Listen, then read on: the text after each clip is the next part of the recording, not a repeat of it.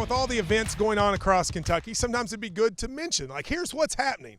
So we sent Josh Corman, our field correspondent, out to Danville to see the Hot Air Balloon Festival. Here's what he found.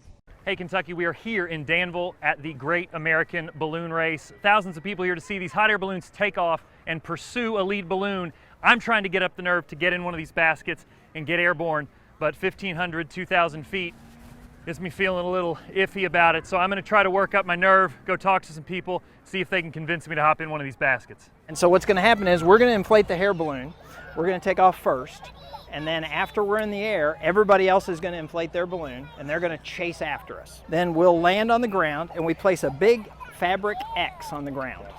They have a little bitty marker that's about the size of a deck of cards, and they will actually toss that as close to the center of the X as they possibly can. We are here with Amanda, and she is a member of a chase crew, right? We've talked to a couple pilots. This is a little bit of a different thing. Why don't you explain to everybody what you're going to be doing here on the ground while you're chasing down a hot air balloon? We actually have to chase them wherever they go and put everything down. So is this like a GPS situation, or is this like a storm chaser This thing is that you like have a to storm. adapt? Yes, it's awesome because we actually have to look in the sky and just see where they're going to land.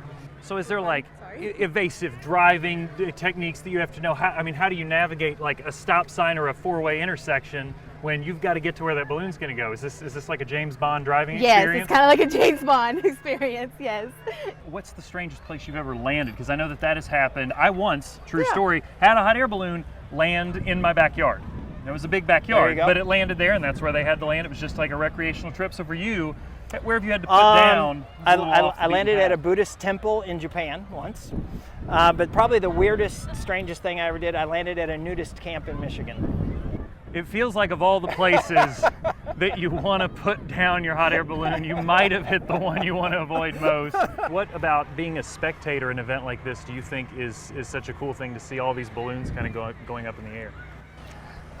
It's fun to see all the different colors, the different shapes, the different sizes, the different types of balloons that'll be here today. It brings out the youth and older people too. So it kind of brings the kid out in the little one. We see a little helium balloon go away in the distance and it's like, oh, where's that going? You know, we get to bring that to the airport here and provide a very colorful and a very friendly environment for family to come out and have a picnic and enjoy the festival. I asked you earlier if you need a good marksman. You said better to fly close, but give people an idea of just how close this can be. You said at the Kentucky Derby Festival balloon race a couple weeks ago, how close was the winning shot? I came across I was the very first balloon that dropped my marker. I was 5.5 inches from the center.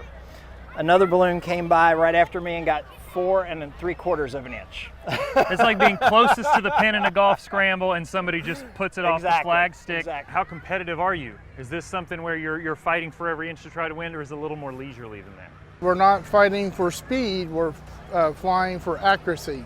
I see, so this is more like playing a very large game of lawn darts. You're just trying to get it right on the target. Yes. That explains a lot. I don't know, I was maybe expecting some cutthroat pilots out here to be, jockeying around in the air. So you could also beat them to the spot and throw other balloonists' markers out of the way. Are you willing to play dirty to win? I am, yes.